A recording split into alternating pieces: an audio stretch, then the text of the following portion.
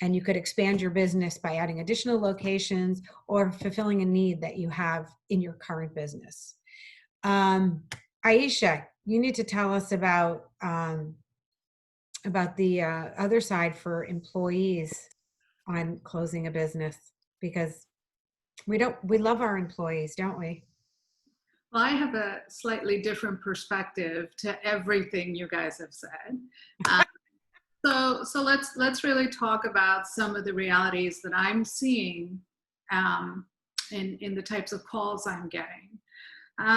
So first of all, to support everything you both said, if you are in a situation now where you're considering closing down, but you're not sure about it, maybe also think about what you can do in terms of succession planning. So I know a lot of financial planners who are getting to that age where they want to start sort of phasing out of their business, and they bring on a newer, younger financial planner with the idea that they will build continuity for the next 5 years and then transfer the book of business.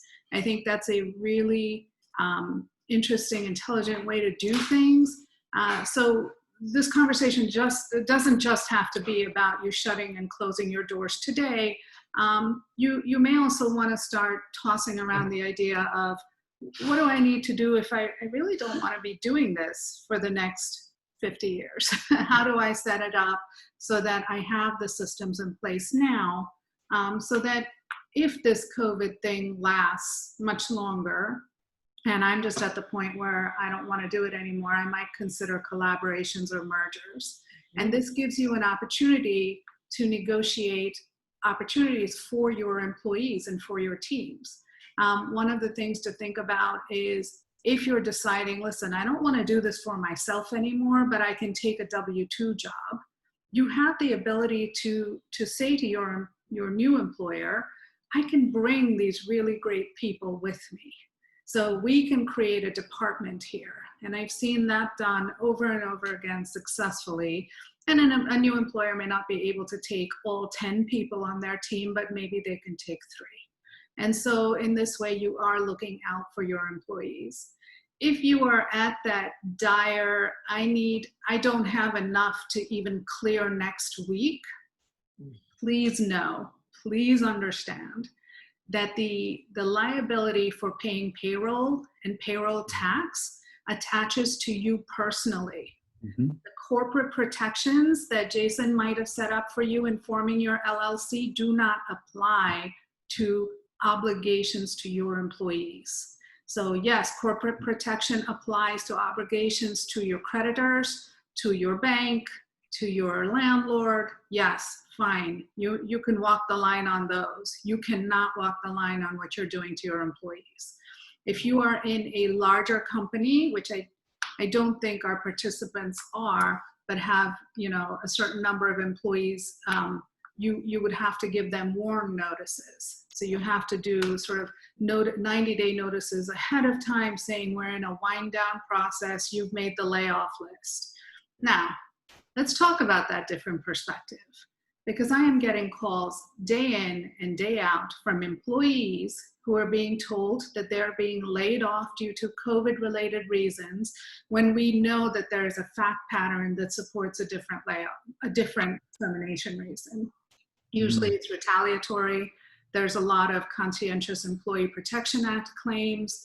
I will tell you that companies, big and small, are using COVID as an excuse to clean house. So someone who has been complaining, someone who's been that squeaky wheel, and they're just sort of done with them, but they did not have a legitimate reason to get rid of them before, are now claiming financially related layoffs. So one of the things I want you to think about, right, is if you're being told that you're on the layoff list, you need to ask a couple of questions. You need to find out who else is on the list.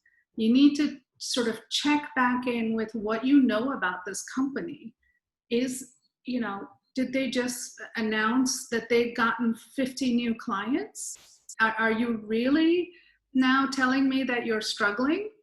Because I will tell you, in many instances, companies tell their employees one thing and they're telling their shareholders a completely different story.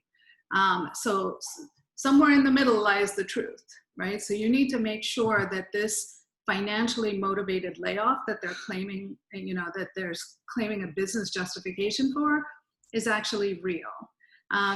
Recently, there was a woman who's a senior executive at SoulCycle just filed suit against the company, claiming that she was terminated because she took maternity leave, when in fact, they claimed that she was terminated because it was a COVID-related layoff. So be really careful, okay? Make sure you are documenting your reasons for terminations. Make sure as a company, as an owner, as the boss, that you have a business justification for absolutely every decision you make. If you cannot, and recent case law is going to really hold you to account on what that business justification is, especially in the state of New Jersey. So be really cautious about that. I think it's really important to ask the questions, right? So if someone is telling you, listen, you're on the layoff list because it's a financial issue, don't just take that as given. Look around and see who else made the list. Do a quick check-in to say, hey, did something happen at work and now all of a sudden I'm being terminated, right? Yes, COVID does seem to provide a sort of a blanket excuse for employers to say, well, so sorry, COVID. But it's more complicated than that. So I think if, as Elisa and Jason both said, we are all committed to our employees. Once you've developed a team, you love them, you want to make sure that everybody's okay. If the right decision for you is to shut down your business, think about what you can do to do right by those people. There may be an opportunity if you are now saying, listen, I need to lay everybody off because I have no income and my business model has been completely destroyed. Treat them well. Make sure that they can apply for unemployment. A lot of cases I'm seeing now is where businesses are coming up with excuses, reasons to say this is a termination for cause to then preclude the employee from getting unemployment benefits. Yeah. Don't do that. If you don't want to pay them because you feel like, listen, I'm under stress, but now's not the time for you to say, plus I don't want to pay your contribution on the unemployment percentage that's going to be, tagged onto my rate. Now is not the time to do that. So have some compassion for your employees. That's all I've got. You make a good point there about, not denying somebody their unemployment. It's something definitely to think about. And I think they're going to have to do something about that because everyone's tax rate is going to go up because who doesn't have unemployment? I mean, Well, this is a situation both in terms of what you give and what you take that I think about those sage words. Be kind because everyone you meet is going through a great struggle. Yeah. That is certainly the case now. And to quote my favorite one-hit wonder from the 1990s, "You get what you give," and this is a time to take that. We have, maybe 120 seconds. If anyone wants to type a question into the chat area, we'd be happy to answer it. I have a couple of closing thoughts here. First of all, Lisa, in terms of what you have to pay for, and the conversation we had a few minutes ago, just came up on my phone. NPR story about, hey, President Trump is deferring your taxes. Maybe that's not such a good idea. Don't go spending that money because in 6 months you're going to have to pay it to the government. So here we have NPR saying exactly what we said, but we said it first. Here's the second point that I would like to make to people, and for those of you on the phone, also pass this along to your friends and colleagues who may be in this situation.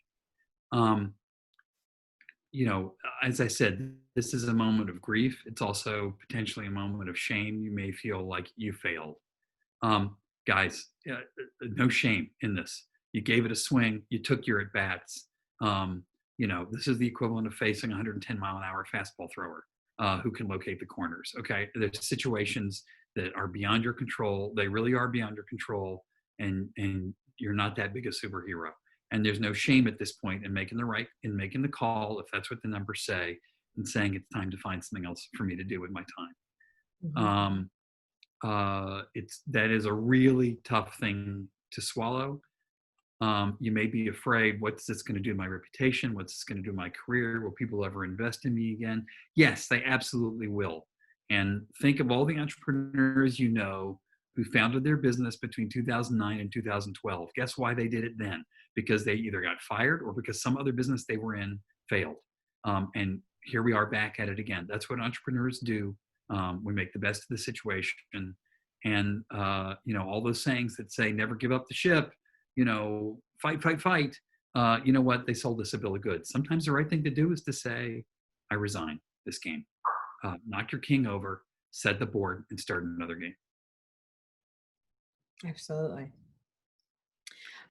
So Victor just had a comment, and this is something that we could talk about another time, but he's saying, Victor's business is health insurance and voluntary benefits for small businesses. And he's very interested in learning about the best ways to get in front of business owners. And that's worth a discussion. How do you get, in this environment when we can't go see people, how do you continue to make sales? How do you continue to get in front of people and make those connections?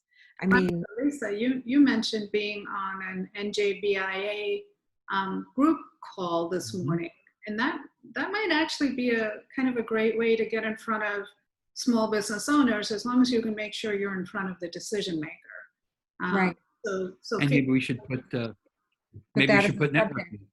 Maybe we should put networking and reaching out on one of our future topics. Not that any of us are marketing professionals. We do all have. But we can talk about experience of ourselves and our clients, right? Yeah. Hey, in 2 weeks, we won't be here. We won't be here. Yeah, we're gonna skip one of our sessions in the name of August and the vacances that they have in other civilized countries that we don't have, where at the end of August no one works. We're kind of doing that anyway. But for whatever the cause, we're gonna be off in 2 weeks. Yeah. We'll be back in 4 weeks on September 9th to celebrate what I think of as the business new year. I think Labor Day and the end of summer always seems to be the true end of the business cycle, and the time when businesses really sort of look for the full year ahead. And we will do that in 4 weeks on September 9th in the next edition of Powering the Pandemic Pivot. All right. And don't forget, tomorrow morning, Aisha and I will be discussing our DISC profiles and how to utilize them and what we found out when we took ours. I'll be there. All right. Looking forward to it. Take care, everybody. Thanks, everybody.